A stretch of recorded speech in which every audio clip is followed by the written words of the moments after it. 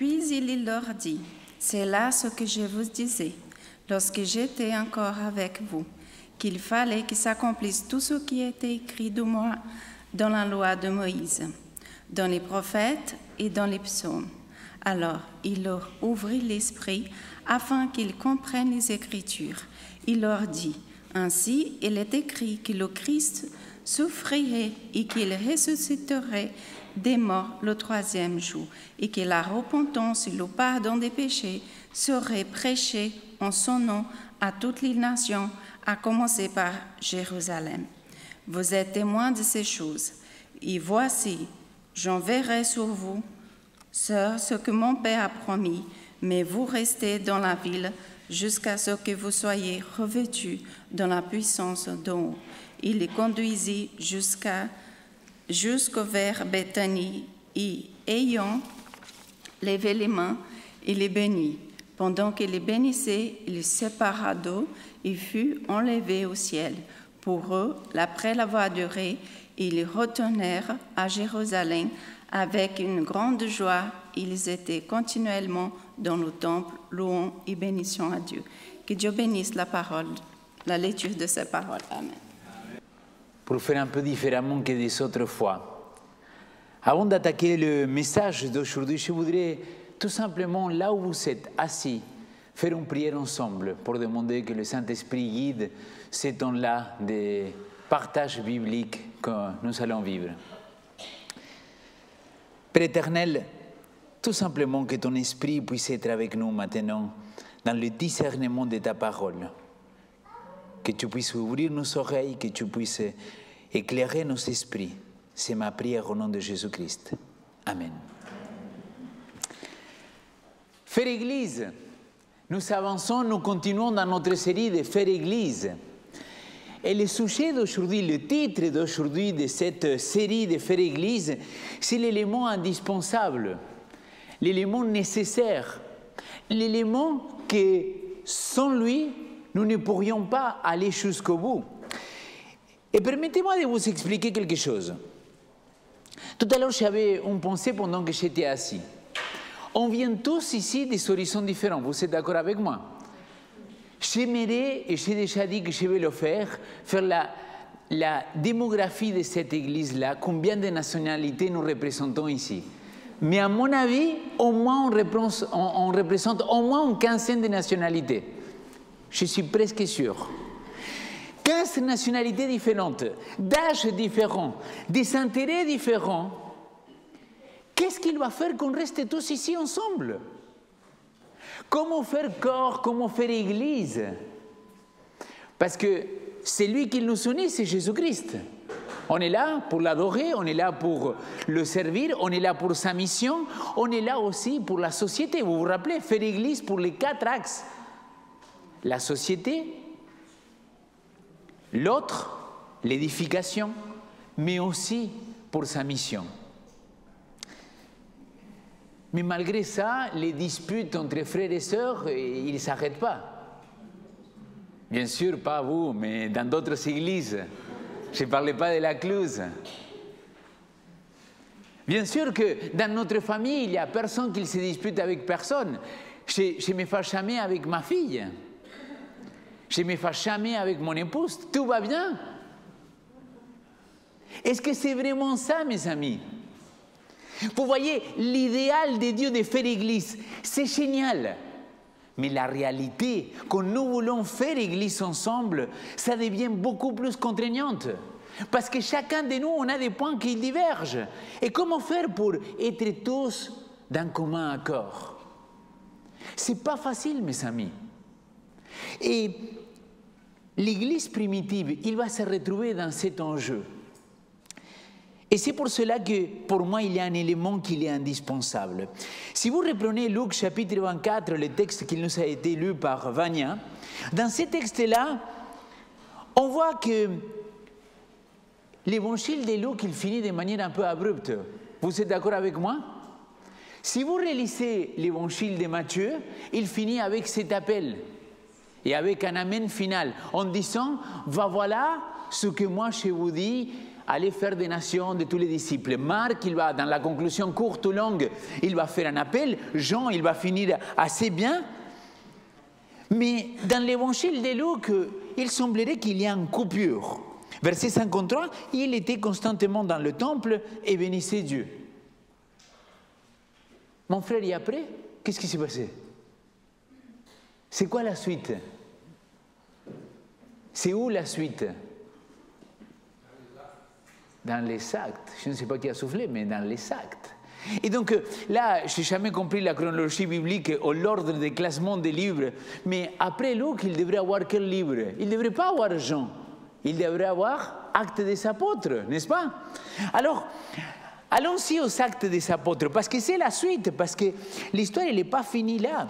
Donc, Luc, il va écrire une deuxième lettre à son cher Théophile. Alors, si vous reprenez avec moi au verset 1, la parole, il dit, j'ai parlé dans mon premier livre. Quel premier livre? L'évangile de Luc. De tout ce que Jésus a commencé à faire et d'enseigner. Ensuite, jusqu'au jour où il faut élever, après avoir donné ses ordres par l'Esprit Saint aux apôtres qu'il avait choisis. Là, verset 3, s'il vous plaît. Si vous n'avez pas ouvert votre Bible, il faut l'ouvrir maintenant. Verset 3, Actes des apôtres, chapitre 1. Il dit, c'est à eux aussi qu'avec beaucoup d'épreuves, il se présenta vivant après avoir souffert. Il leur apparut pendant combien de temps? 40 jours. Parlant de quoi? Du royaume de Dieu, du règne de Dieu. Quand il s'est trouvé avec eux, il leur enjoigna de ne pas s'éloigner de Jérusalem, mais d'attendre ce que le Père avait promis. Ce dont leur dit-il, vous m'avez entendu parler. Jean baptisait d'eau, mais vous, c'est un baptême dans l'Esprit Saint que vous recevrez d'ici peu de jours. Verset 6. Et les amis, les disciples n'ont rien compris. 40 jours, mes amis, pour que vous vous réveillez. 40 jours. 40 jours, Jésus-Christ, il les explique les Écritures.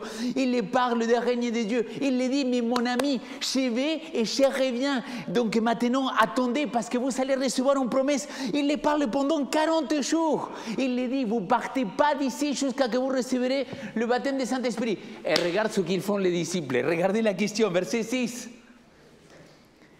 Ceux qui étaient réunis lui demandent, Seigneur, est-ce que c'est en ce temps que tu vas rétablir le royaume d'Israël? En gros, ils n'ont rien compris. Ils ne comprenaient pas pourquoi Jésus-Christ, il était en train de parler de toutes ces choses-là. Il lui dit, mais attends, mais ok, c'est bon, tu nous as dit que tu devais mourir, là tu es mort, et maintenant quoi? Tu es ressuscité, et maintenant quoi? Vas-y, est-ce que tu vas faire quelque chose ou pas? Verset 7, il leur répondit, il ne vous appartient pas de connaître le temps et le moment que le Père a fixé de sa propre autorité. Je reviens au verset 5, mes amis. Les disciples, ils avaient vécu pendant 3 ans et demi avec notre Seigneur Jésus-Christ. Est-ce que les disciples ils avaient reçu le baptême de Jean, oui ou non? Est-ce qu'ils ont reçu le baptême de Jean-Baptiste? La réponse est oui, parce qu'au verset 5, il dit, vous avez reçu le baptême de Jean-Baptiste. Mais il le dit, mais d'ici à peu de jours, vous allez recevoir quoi? Baptême de Saint-Esprit. Sujet que dans nos églises adventistes, on n'en parle jamais. On parle évidemment de Saint-Esprit, merci Seigneur.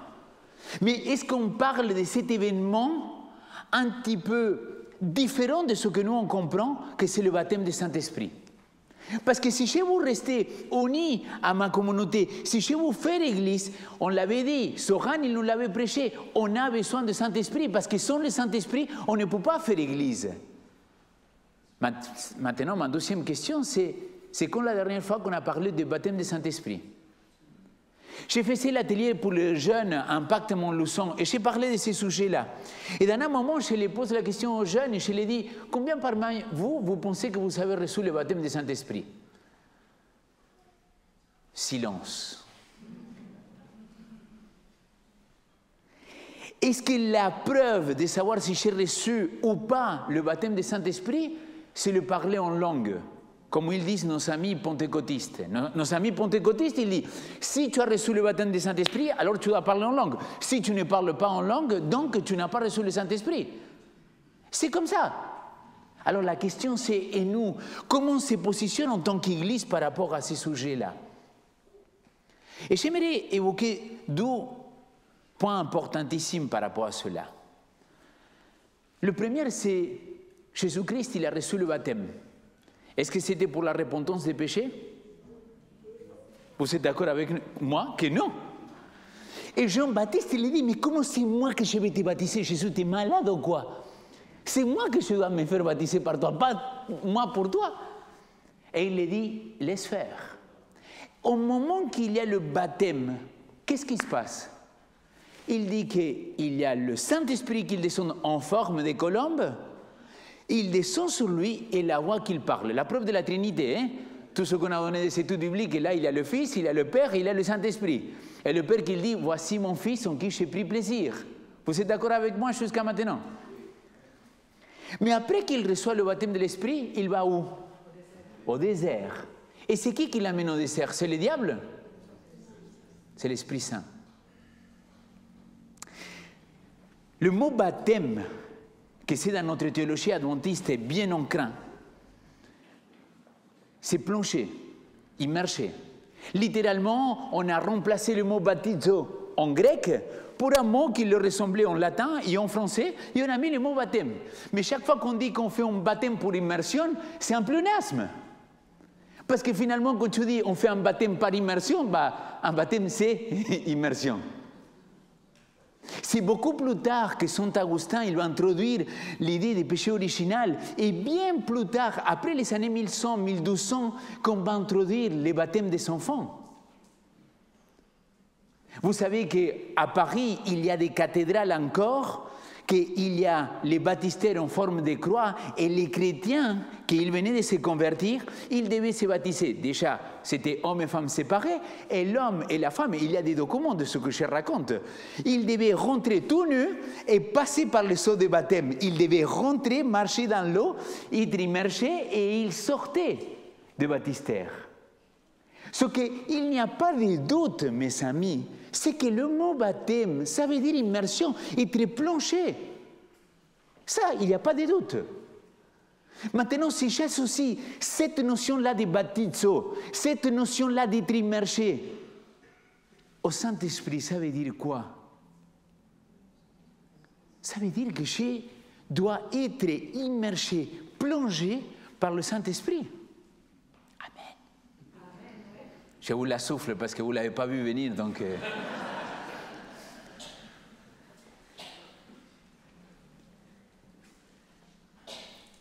Baptême de Saint-Esprit, immergé, plongé par le Saint-Esprit.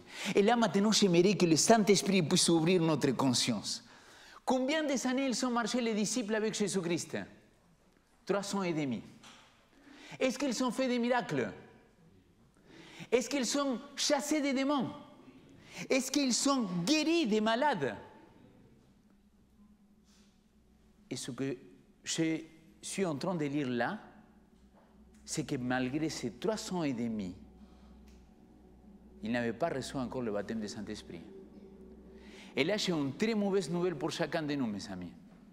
Peut-être ça fait 50 ans que tu es adventiste. Peut-être ça fait 50 ans que tu t'es baptisé. Peut-être ça fait 50 ans que tu sers l'Église. Mais permets-moi de, selon ce texte biblique, sortir l'hypothèse que peut-être tu n'as jamais reçu le baptême du Saint-Esprit. Et ça m'interpelle. Ça m'interpelle parce que je me dis, attends, mais Seigneur, et finalement, quel est le signe? Qu'est-ce que je dois faire pour recevoir ce baptême du Saint-Esprit dans ma vie? Prochaine prédication, les amis. Non, vraiment, prochaine prédication. Ce n'était pas prévu que je prêche là ce matin. Mais la prochaine, je vous promets que je parle de cela. Mais ce baptême de l'Esprit, c'est quelque chose de très important. S'il vous plaît, regardez ce qu'il va se passer. Au verset 8 maintenant. Jésus-Christ, il a dit, écoutez, pour le règne, ne vous inquiétez pas. Quand c'est moi que je vais revenir, ne vous inquiétez pas. Quand ça va s'accomplir les prophéties, ne vous inquiétez pas. Le seul truc que tu dois t'inquiéter, c'est quoi? Recevoir le baptême du Saint-Esprit. Et c'est pour ça que nos églises, elles sont en clanque. C'est pour ça que nos églises, parfois, ils sont de mal avancés. C'est pour ça que nos familles, parfois, ils sont de mal avancées et à rester ensemble. Parce qu'on est concentré sur des choses qui sont superflues. Ce n'est pas l'essentiel. Christ, il dit, c'est quoi l'essentiel? Que tu reviennes à chercher jour après jour. Et je vous donne la réponse à ma demande tout à l'heure. Jour après jour, tu dois recevoir ce baptême du Saint-Esprit. C'est quelque chose de quotidien.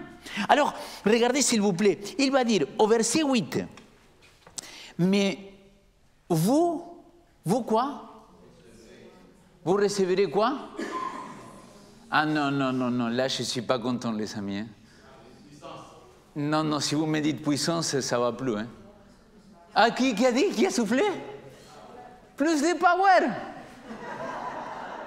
Ah non, mais quand même, quoi. Hein? Ça m'écoute faire les petites vidéos de plus de power, donc encouragez-moi. Et là, il dit, mais vous recevrez de la puissance, de power. Le mot ici, en grec, c'est dynamis. Le mot dynamis, c'est ce qu'il va donner plus tard, le mot dynamite. Ça veut dire que, c'est pour ça que j'utilise souvent le mot power, parce que puissance, c'est pas que ça. Parce qu'il y a un autre mot pour dire puissance, c'est exousia. Mais c'est pas ça. L'important, c'est que le dynamis, c'est quelque chose qui devrait dynamiter l'Église, qu'il devrait exploser les structures qu'on a parfois dans notre vie. Mais on est tellement concentré sur, oui, mais c'est quand le royaume, mais c'est quand qu'il va s'accomplir la prophétie, mais c'est quand qu'il va venir ceci, mais c'est quand que... Mon ami, arrête de te centrer sur ces choses-là et revenons à l'essentiel. Dans notre école de savoir, je ne sais pas la vôtre, mais on a parlé de la simplicité des cœurs. Revenons à des choses simples. Et qu'est-ce que c'est le simple? Chercher cette power divine. Chercher cette dynamite spirituelle dans ma vie. Pourquoi? Parce que regardez ce qu'il va dire. Jésus-Christ. Mais vous recevrez en puissance quand le Saint-Esprit viendra sur vous. Et vous serez quoi? Mes témoins. Mes témoins en Jérusalem, mes témoins en Judée, en Samarie et jusqu'à l'extrémité de la terre. Amen. Ça veut dire que le premier travail que je dois faire en tant que chrétien, qu'on devrait faire en tant qu'église, c'est prier pour le baptême du Saint-Esprit. Je connais beaucoup d'églises adventistes et pas adventistes qui sont priés pour avoir un réveil spirituel. Vous avez entendu? Réveil spirituel n'est pas possible si le Saint-Esprit n'est pas là. Et permettez-moi d'expliquer ceci. Vous avez déjà vu que dans notre vie spirituelle, c'est comme ça. Je ne connais pas quelqu'un qui soit comme ça. Je ne connais personne, peut-être il existe, amen, alléluia, si tu l'es, continue comme ça. Mais moi, Léo, pasteur, engagé, chrétien, fils de Dieu, ma vie spirituelle est comme ça. Mais vous avez vu, elle n'est pas comme ça. Elle est comme ça. Je vais vers le haut. Il y a des bas, il y a des hauts, mais toujours vers le haut. C'est pour ça qu'on avait commencé l'année dernière avec toujours plus haut. Mais souvent, la vie spirituelle, parfois, des gens, ils ressemblent à quelque chose comme ça. Et de plus en plus, comme ça. Et vous savez ce qui se passe quand c'est... Spirituellement, tu es mort. Donc, je dirais, amen, alléluia, il y a des hauts et des bas. Parce que ça veut dire que tu es vivant. Mais l'esprit, quand il vient dans ta vie te travailler, il t'amène toujours plus haut. Et une des premières choses qu'il va faire dans ta vie, c'est t'amener à témoigner. Et pour ceux qui étaient hier et samedi dernier, l'après-midi, j'avais dit, le témoignage le plus contemporain qu'il existe dans toute la Bible, c'est cet homme aveugle qui a dit, moi je ne sais rien si c'est le Messie ou pas. Moi je ne sais pas si Daniel chapitre 8, verset 13, les 2300 soirs du matin et le sanctuaire sera purifié, si c'est pour notre temps ou c'est pour plus tard. Moi je ne sais rien. Moi ce que je sais, c'est une chose. C'est qu'avant j'étais aveugle et maintenant je vois. C'est mon passé et mon aujourd'hui avec le Christ. Et c'est ça que Jésus-Christ, il veut que le Saint-Esprit puisse produire dans notre vie. C'est qu'on puisse devenir des témoins. Alors, imaginons, chacun de nous, on est dans des moments comme ça. Mais je me rends compte que dans mon couple, parfois moi je suis en haut spirituellement, mais ma femme elle est en bas. Et parfois moi je suis en bas, mais ma femme elle est en haut. Et on arrive à se tirer, n'est-ce pas? Dans la vie de communauté d'église, c'est pareil aussi. Parfois il y a un qui est plus à fond, l'autre qui est plus bas. Mais imaginez pendant 2 secondes, si nous tous ensemble, au même jour, au même moment, on recevrait ce baptême de l'Esprit. Ça c'est le réveil spirituel. Ça, c'est la pluie de l'arrière-saison. Mais l'ami, comment tu vas recevoir si tu ne le demandes pas? Vous vous rappelez cette phrase que je dis souvent? Dieu n'est pas un violeur. Dieu ne va jamais venir dans ta vie pour s'imposer à toi. Dieu, il respecte. Et si tu ne l'invites pas à faire partie de sa vie, il ne vient pas. Apocalypse chapitre 3, il dit quoi? Je me tiens à la porte et il dit, et je rentre. Non, il dit, si quelqu'un il ouvre la porte et il m'invite à rentrer, alors je dînerai, je souperai avec lui. Vous voyez la différence? Alors, c'est quoi que le Saint-Esprit nous amène à faire? À témoigner, à vivre ensemble. Mais pour cela, on doit chercher cette spiritualité. Allez au verset 14, s'il vous plaît. Au verset 14, il dit, du chapitre 1 du livre des Actes des Apôtres, il dit, tous d'un commun accord étaient assidus à quoi? À la prière. Les amis, dans nos groupes de prière, on devrait tous prier pour le baptême du Saint-Esprit. Et peu importe si tu l'as reçu il y a 30 ans en arrière, tu as pu le recevoir, mais après tu as un peu perdu le Saint-Esprit. Parce que le Saint-Esprit, il n'est pas quelque chose de définitif, qu'il reste dans ta vie et il ne part plus jamais. La preuve, c'est Pierre. La preuve, c'est Judas. Madame White, elle dit que le baptême du Saint-Esprit, c'est quelque chose de quotidien. C'est jour après jour que nous devons prier pour que le Saint-Esprit, il nous baptise dans notre vie. Alors, verset 14, ils étaient tous d'un commun accord. Et tous, ils étaient assidus à la prière. Voilà ce qu'on doit faire comme Église. Voilà l'élément essentiel aujourd'hui pour pouvoir faire Église.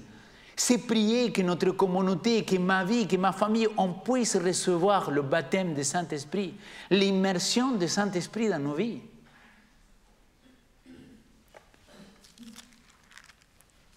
Au chapitre 12 du livre des Actes des Apôtres, lorsqu'arriva le jour de la Pentecôte, ils étaient tous ensemble, en un même lieu. Verset 4. Ils furent tous, quoi? Remplis de Saint-Esprit. Et il s'est mis à parler dans d'autres langues, selon ce que l'Esprit leur donnait à annoncer. Quelle est la première chose qu'ils vont faire, les disciples? Quand ils vont parler en langue, ce n'est pas des langues, la glossolalie, comme il est écrit en 1 Corinthiens chapitre 14, ce n'est pas du tout ça. La première chose qu'ils vont faire ici, c'est se mettre debout et aller témoigner. Et la conclusion du chapitre 12, si vous relisez ce que le discours de Pierre au chapitre 12, à partir du verset 14, c'est qu'au verset 32, il va témoigner de ce que Christ il a fait. Chapitre 12, verset 32, c'est Jésus, Dieu l'a relevé, et nous sommes témoins. Et le verset 36, que toute la maison d'Israël le sache donc bien, Dieu l'a fait Seigneur et Christ, c'est Jésus que vous avez crucifié. Tiene une petite dose, une petite caresse de culpabilisation. Vous avez vu ce qu'il a dit? C'est Jésus-là, vous l'avez crucifié. Quel est le résultat, mon ami? Quel est le résultat? Il va y avoir 3000 baptêmes. Mais pas parce que Pierre il était power, parce qu'il avait un contexte dans lequel il était en train de parler, parce que le Saint-Esprit s'est manifesté dans sa vie. Alors, s'il vous plaît, regardez le verset 38. Il dit, changez radicalement, que chacun de vous reçoit le baptême au nom de qui? De Jésus-Christ, pour le pardon de ses péchés. Et vous recevrez aussi la promesse, le don du Saint-Esprit. Est-ce que cette promesse-là, aujourd'hui, c'est pour toi et pour moi, oui ou non? C'est pour nous la promesse du Saint-Esprit. Et le Saint-Esprit, nous ne pouvons pas le limiter, nous ne pouvons pas l'encloisonner. C'est lui qui doit nous diriger. Et je crois que nos églises, que nos vies, on a besoin de prier pour ce baptême du Saint-Esprit. Je vais vous donner un exemple avant de conclure. C'est l'apôtre Paul, au chapitre 20, s'il vous plaît. L'apôtre Paul, au chapitre 19, excusez-moi, c'est au chapitre 19, verset 2. L'apôtre Paul, il va dire à ces gens-là, Actes chapitre 19, verset 2. Il leur dit, avez-vous reçu le Saint-Esprit, Église de la Cluse? Non, c'est pas ça, il n'a pas dit ça, pardon.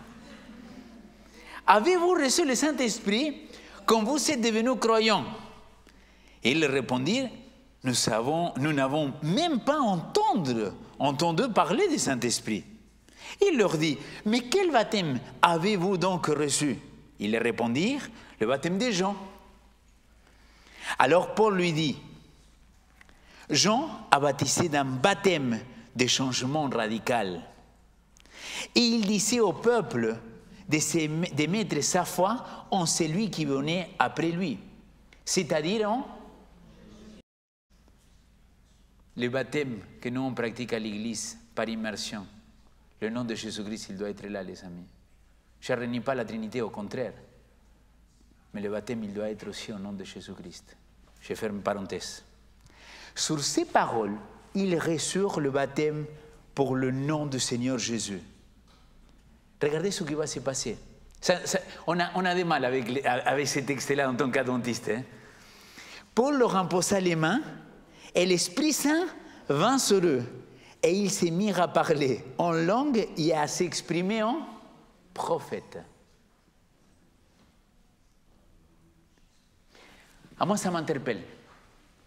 Moi, en tant que pasteur, je suis interpellé par ces dons que c'est le Saint-Esprit dans notre vie. Moi, je ne dis pas que c'est ça qu'on doit vivre, mais moi, je dis que c'est à ça qu'on doit aspirer. Le problème, c'est qu'on est tellement centré sur soi-même, tellement centré sur nos préoccupations, tellement centré sur que si le royaume il arrive là ou il n'arrive pas là, que si l'église aussi, que si l'église est là, qu'on perd d'objectif l'essentiel. Et c'est quoi l'essentiel? C'est retrouver à vivre ce baptême de l'Esprit jour après jour. Il y a quelques années en arrière, il y a une femme qui était très engagée dans l'église. Elle vient me voir, cette femme-là, et il me dit, pasteur, je voudrais me faire baptiser. Je dis, mais attends, mais toi tu es baptisé, non? Tu es membre d'église depuis que je suis arrivé en tant que pasteur, tu es membre d'église, non? Tu es en plus responsable d'un département. Oui, pasteur, mais je me suis baptisé quand j'étais très jeune, j'avais 17 ans, 18 ans, et après je me suis pas mal éloigné, j'ai commis pas mal de péchés, et j'aimerais que tu me rebaptises. Alors, juste pour savoir, parce que je suis un peu curieux, je devais la rebaptiser, oui ou non? Ceux qui sont oui? Ceux qui sont non? Ok, c'est partagé.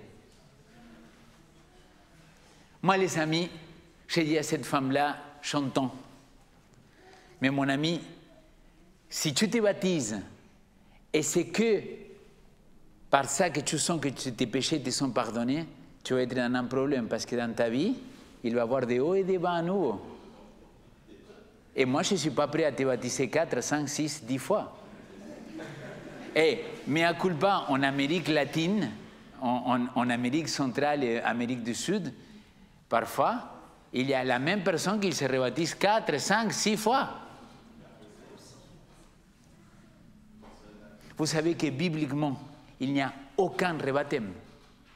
La théorie de rebaptême, c'est très difficile à prouver bibliquement. Le seul endroit où il y a une sorte de rebaptême, c'est ici, en Actes chapitre 19. Est-ce que je suis en train de dire que plus jamais il faut rebaptiser? Non, parce que j'ai déjà pratiqué des rebaptêmes, selon la personne, selon le contexte, le pourquoi et le comment. Mais par contre, je dis à cette sœur-là, c'est bien, tu inquiètes pour le baptême, tu inquiètes pour ta vie passée. Mais mon ami, est-ce que tu inquiètes pour le baptême de l'Esprit? Elle m'a dit, pasteur, pourquoi tu me parles de baptême de l'Esprit? Moi, je n'ai jamais entendu parler de baptême de l'Esprit. J'ai dit, ah bien, on va faire une étude biblique alors. Le baptême de l'Esprit, à mon sens, selon ma lecture de la parole, c'est un des baptêmes les plus importants. Oui, le baptême d'eau, c'est le commencement de quelque chose parfois. Mais le baptême de l'Esprit, c'est ce qu'il t'amène à pouvoir rester tous d'un commun accord, à pouvoir vivre ce réveil spirituel, à pouvoir boucher l'Église, à pouvoir vivre des miracles et vivre des choses qu'œil n'a pas vues et qu'oreille n'a pas entendues.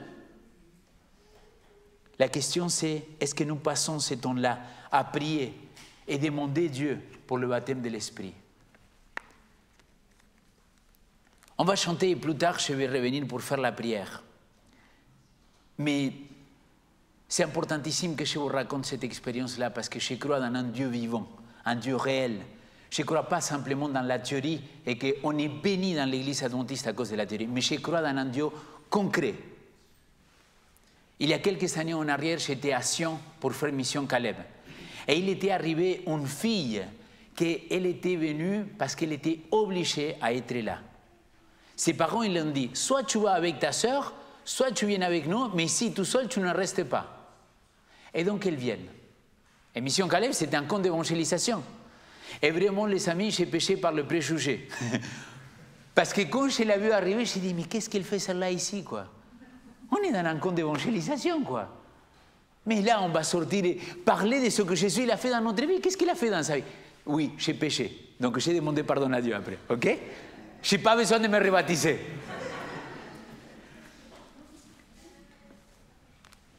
Après la première semaine, le samedi, on faisait une sainte scène. Et pendant cette sainte scène qu'on faisait avec tous les jeunes, dans un moment, on était en train de chanter un chant qui s'appelle « Saint-Esprit descend sur nous ». Et dans le milieu des chants, j'ai dit, mon ami, si tu n'as jamais senti la présence du Saint-Esprit dans ta vie, c'est le moment de le faire. Prie pour que le Saint-Esprit puisse se manifester de manière concrète, pour que tu comprennes que Dieu il est vivant et qu'il veut vivre en communion avec toi. J'ai dit ça, on continue à chanter. Cette fille-là, 3 jours plus tard, il lève la main pour témoigner. Et quand il lève la main, moi et mon collègue Rickson, qu'on la voit à côté, on dit, là je suis surpris quand même. Seigneur, tu es encore prêt à me donner quelques claques spirituelles. Et là, il prend la parole. Elle dit, Léo, pasteur et à tout le monde, il dit, vous savez que je ne voulais pas venir ici, mais vous savez ce qui s'est passé. Et je ne sais pas ce qui s'est passé la première semaine, mais entre les rencontres, les temps de prière, les temps de louange, les sorties dans la rue, il y a quelque chose qui a commencé à me déranger et à me dire, mais pourquoi? Et samedi, vous vous rappelez que Léo, il a fait un appel pour recevoir le Saint-Esprit. Elle dit, en ce moment, je ne comprends pas, mais j'étais en larmes. Je me suis mis à pleurer. Et dans un moment, j'étais inconsolable, je n'arrivais pas à m'arrêter. Tu sais, quand tu pleures un peu comme... Et il dit, et je sens que quelqu'un m'embrasse, qu'il me prend dans ses bras. Et tout de suite, j'ai pensé que c'était ma sœur. Mais quand je me tourne, je me rends compte que j'étais contre le mur. Il n'y avait personne à côté de moi. Et dans ces moments, j'ai compris que le Saint-Esprit il était en train de me toucher physiquement.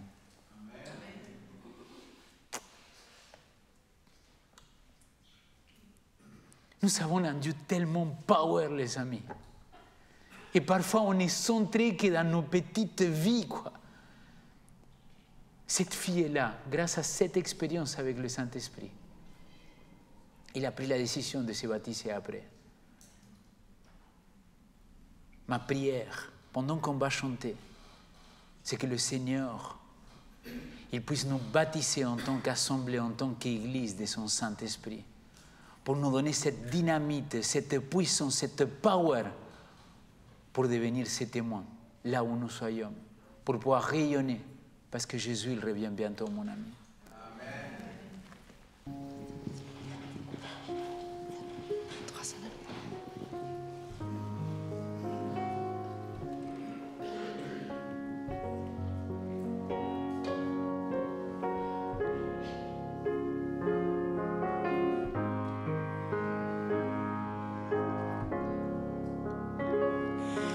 Tel que je suis sans rien.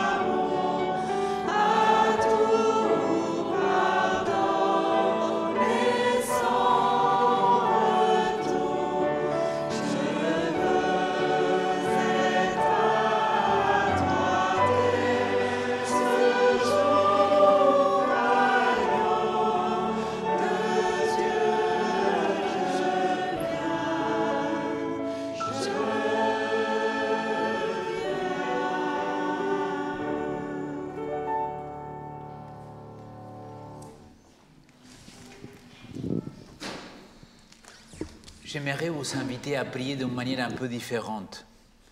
Quand j'étais en Turquie pour faire mon stage à Istanbul, j'ai appris que nos frères musulmans, qu'ils sont devenus chrétiens, ils ne priaient pas de la même manière que nous.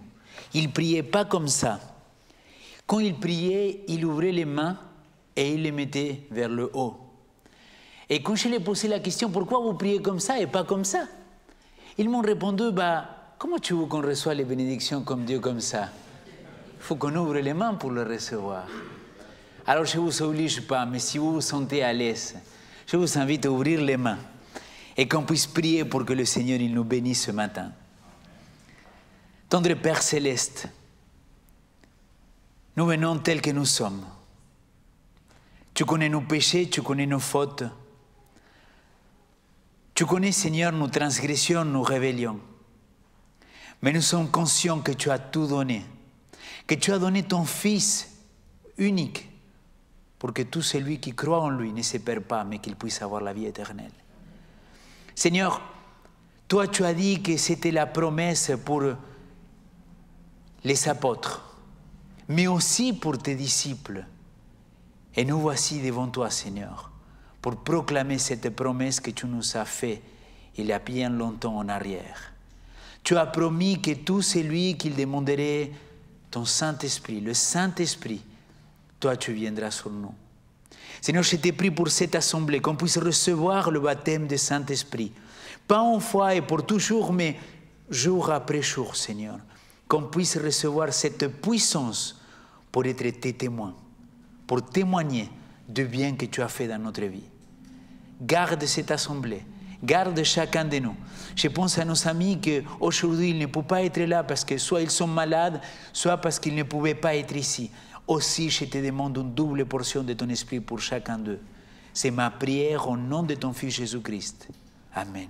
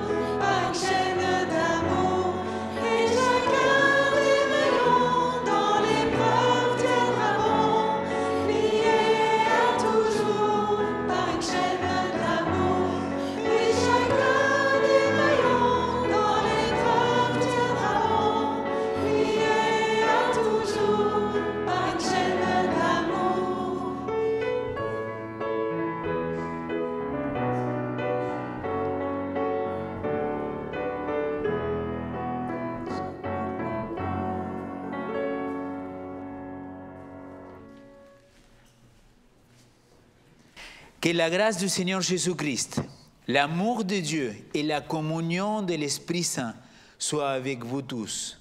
Amen.